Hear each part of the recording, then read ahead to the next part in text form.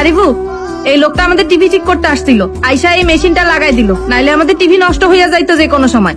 শেষ একটাই মেশিন ছিল, আমারে দিছে। মেশিনটার দাম 4000 টাকা। ওদের কাছে এই একটাই মেশিন বাকি ছিল বইলা আমারে অনেক কম দামে দিয়ে দিল। স্যার, স্যার একটু ভেতরে আসেন। কি হয়েছে স্যার? আগে আসেন স্যার, চা কফি কিছু লাগবে না স্যার। বসেন। এই এলইডি টিভির জন্য স্টেবিলাইজার কি জরুরি? হ্যাঁ স্যার, না হলে ভোল্টেজ আপ ডাউনের সময় টিভি জ্বলে যাবে। ও তাই মিচি, তুই কি আগে এলইডি টিভি বিক্রি করতি না? টিভির জন্য স্টেবিলাইজার কি জরুরি? না, জরুরি না। স্টেবিলাইজার না হলে কি টিভি জ্বলে যাবে? হ্যাঁ, কে বলছে? আরে কেউ ঠকাইতাছে, সাবধান থাক। এখন তোরা কই? এই তো পাশেই চায়ের দোকানে। সবাই আছে তোর সাথে? ও আছে। তাহলে তোরা একটু তাড়াতাড়ি বাসার দিকে আয়। আচ্ছা, আচ্ছা এবার বল,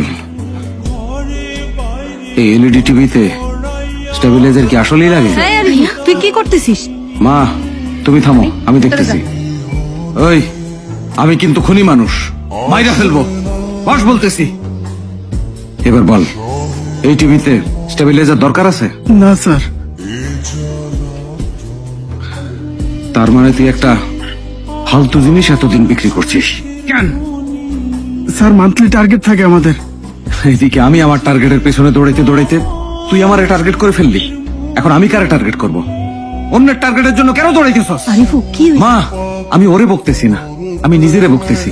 ও একদম আমারই মতো। মা, তুই আমার মতো না? হ্যাঁ স্যার। এরকম বাড়িতে থাকস, জি স্যার। তারপরেও তুই এখানে ধান্দা করতে আসলি?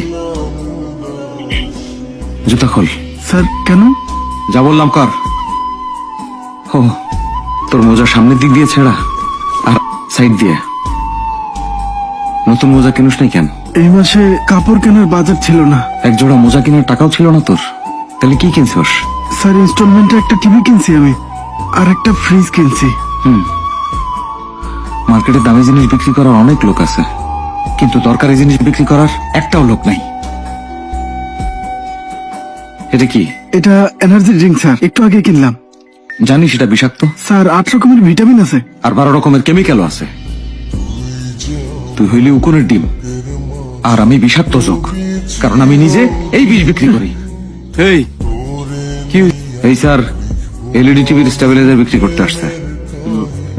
কিরে, আর কোন জায়গা খুঁজে পাইলি না? সেলসম্যান হয় সেলসম্যান রে ঠকাইতেছস। এই কাজ অন্য কোথাও গিয়ে করতি। তুই ওরে বলতেছিস? তুই ওরে বলতেছিস? তুই নিজে প্রত্যেক মাসে কোম্পানি বদলাস, সবগুলারে 1 নম্বর কোম্পানি বলিস, প্রোডাক্টে ভালো বলিস, জানিস না প্রোডাক্ট কিরকম, তারপরে বিক্রি করিস। আর তুই মোবাইলের দামের থেকে বেশি দামের চুরির ইন্স্যুরেন্স বিক্রি করিস, আর গর্ব করে বলিস মোবাইল চুরি হলে নাকি কেউ কমপ্লেন করে না, আর করলে মাত্র 5% টাকা পাবে, বাকি ইন্স্যুরেন্সের পুরো টাকাটাই লাভের ঘরে থাকবে।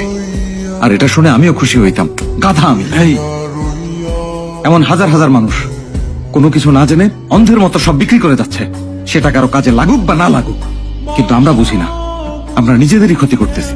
যখন আমরা 10 টাকা কামাই করি, অন্য কেউ এসে আমাদের থেকে 20 টাকা নিয়ে যাইতেছে। এই যে এই যে এই যে ওয়াটার পিউরিফায়ার, ও আমারে কিনাইছে, বলছিল কোনো সমস্যা হবে না, কিন্তু প্রত্যেক সপ্তাহে ঝামেলা হয়, প্রত্যেক সপ্তাহে খরচ। আর এই যে টেবিলটা, ওরা গরিব মানুষের লোভ দেখাইলো, বড় লোকেরা ডাইনিং টেবিলে বসে খায়, আর আমিও সাথে সাথে কিনে ফেললাম। আমি বড় লোক সাজতে গিয়ে নিজের কতগুলো টাকা নষ্ট করে ফেললাম না? এদিকে আমি ভাবতেছি এত বেতন পাওয়ার পরেও কেন খরচের টাকা কম পড়তেছে আমার। এখন আমি বুঝতে পারতেছি, ওরা সবাই মিলে আমারে লুটা নিতেছে। আসলে আমাদেরও দোষ আছে। বলতো, আমাদের মধ্যে কয়জন পারবে সত্যি কথা বলে প্রোডাক্ট বিক্রি করতে? কেউ পারবে?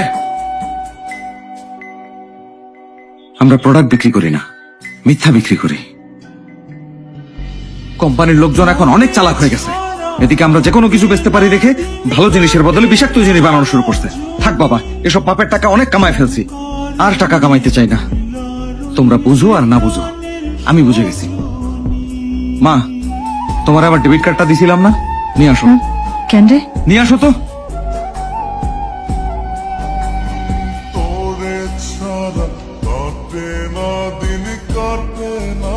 এই পাপের টাকায় বোনের কলেজের বেতন দিব না।